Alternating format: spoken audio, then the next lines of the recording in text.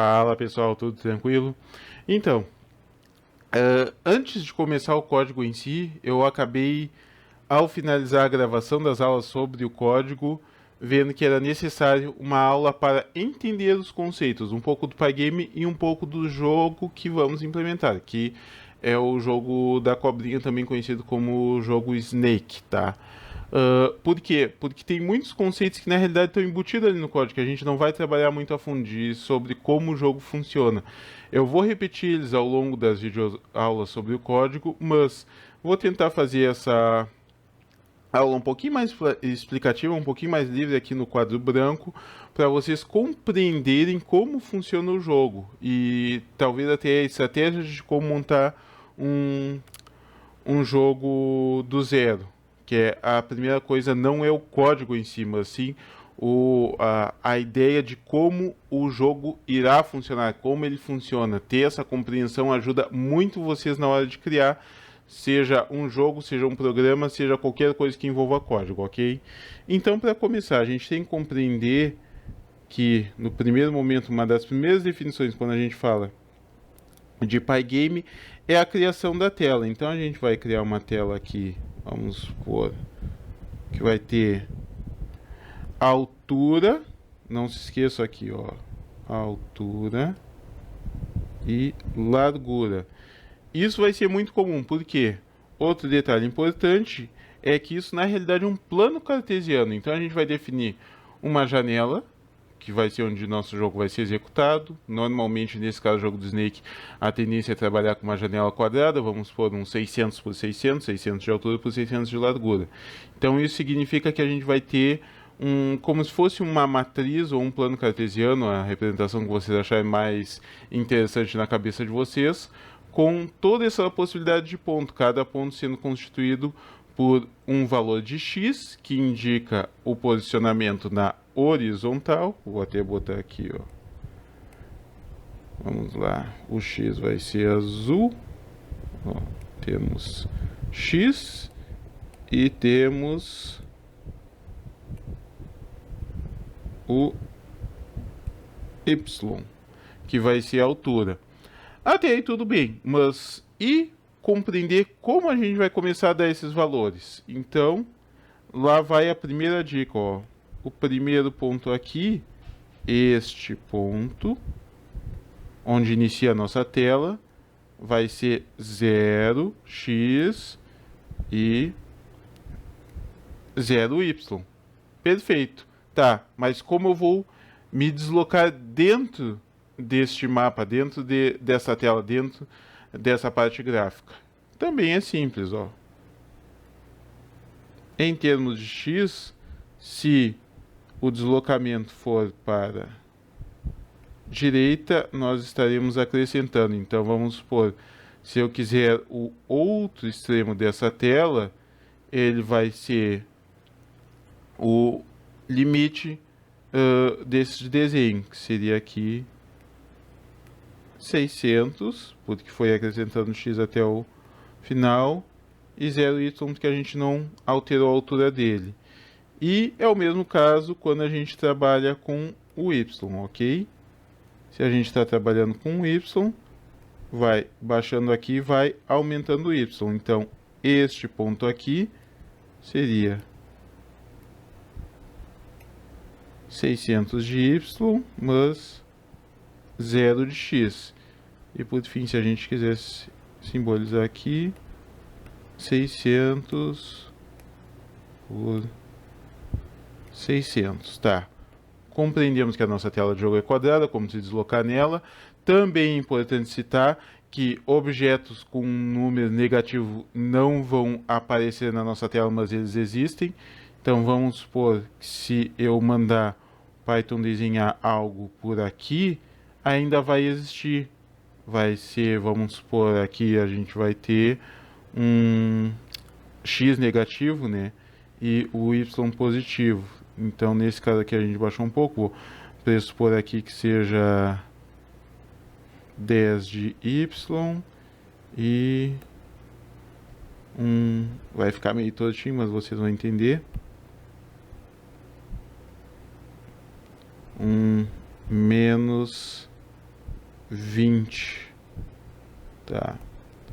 Não notem a falta de habilidade, mas deu para compreender ali o hieroglifo, tá?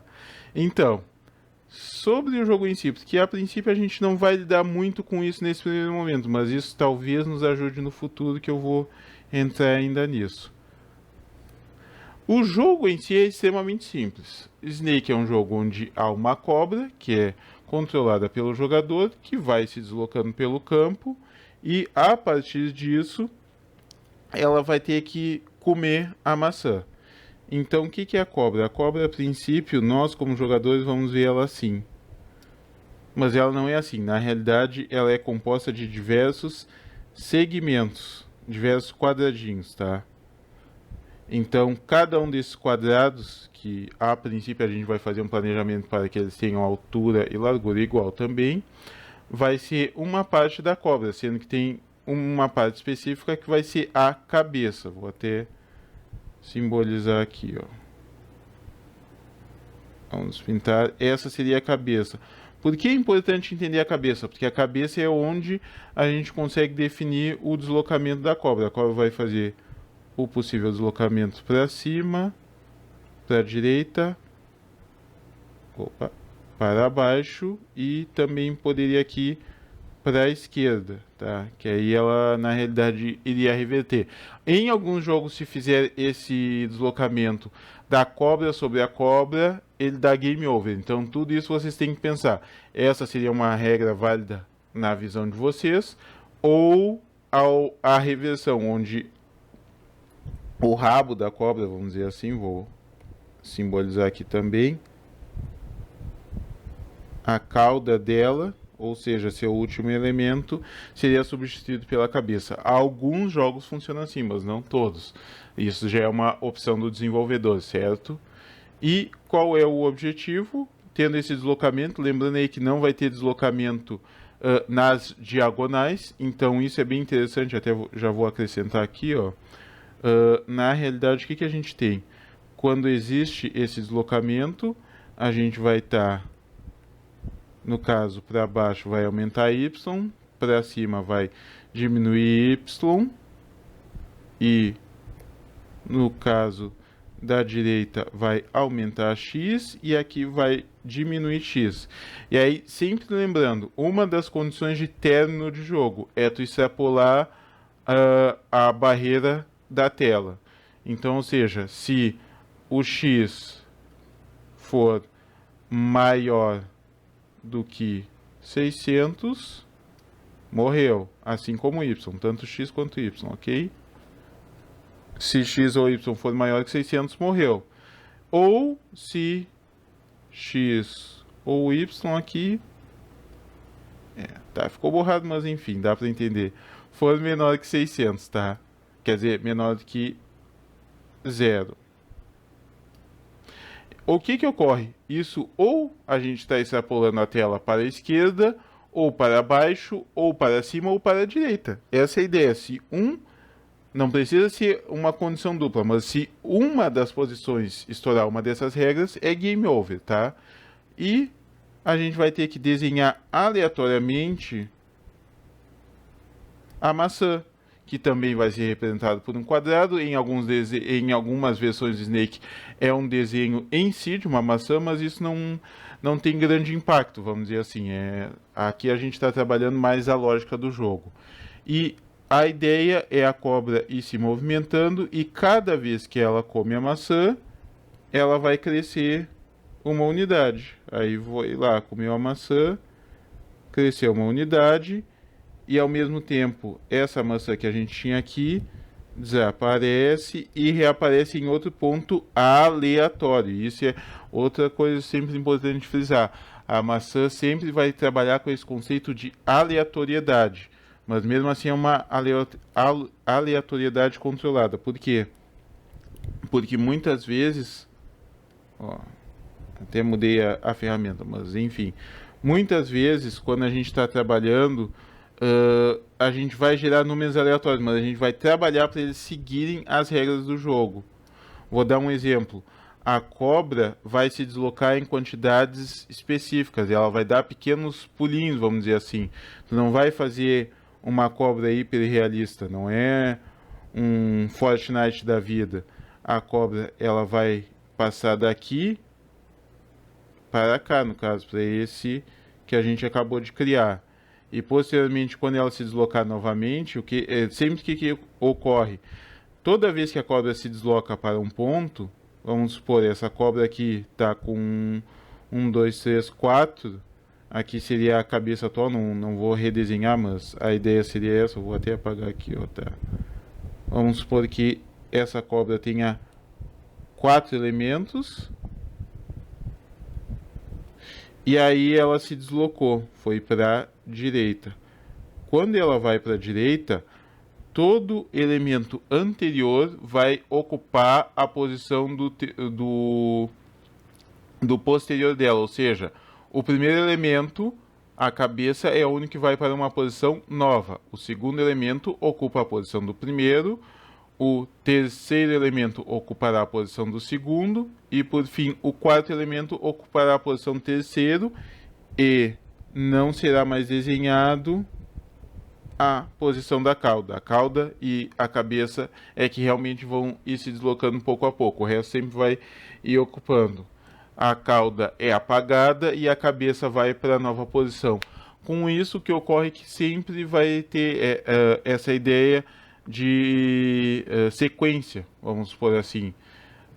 Então isso é bem interessante. Claro, no início não vai dar tanta diferença, mas quando vocês forem vendo, talvez até jogando numa tela menor com uma cobra maior, seja mais difícil a cobra se esquivar da própria cobra durante o jogo. Então tem vários detalhes, pequenos detalhes nessas decisões de jogo que influenciam. Outro detalhe importante, a cobra também não pode bater na cobra, ou seja, deve existir a verificação lá no final do jogo se a cabeça da cobra não bateu no corpo dela e essa questão de toda vez que ela come uma maçã, acrescentar mais um elemento no corpo da cobra. Então é um jogo bem simples, tem basicamente uma condição de morte que é relativa a estourar a tela, a segunda condição de morte que é relativo a esbarrar no próprio corpo. O deslocamento só pode nas 4 direções principais, não pode utilizar diagonais. Existe o elemento de aleatoriedade no desenho da maçã. E a cobra em si vai ser controlada através do teclado, também é bom de frisar. Então com isso a gente já compreende o básico da lógica do jogo. Então digo aí, vocês compreenderam, sabem mais ou menos a lógica? Eu vou deixar um vídeo de demonstração agora aqui no final, mostrando como é um jogo finalizado, um jogo da cobra em algumas plataformas, tá? Então com isso vocês já têm uma base para começarem a pensar e criar.